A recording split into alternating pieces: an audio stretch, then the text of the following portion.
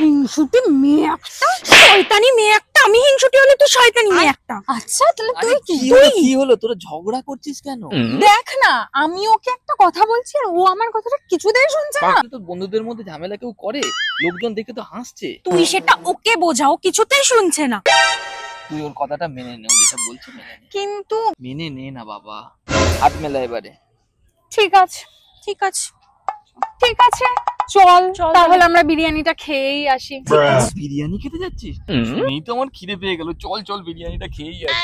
না না, তুই তো যেতে পারবি না। কেন? আরে পাগল, ওর আর আমার মধ্যে তো এটা নিয়েই ঝগড়া হচ্ছিল। ও বলছিল বিরিয়ানি খেতে তোকে নিয়ে যাবে না, আর আমি বলছিলাম বিরিয়ানি খেতে তোকে নিয়ে যাব। কিন্তু এখন তো তুই নিজেই বললি ওর কথা শুনতে, তাই তোকে আর যেতে হবে না।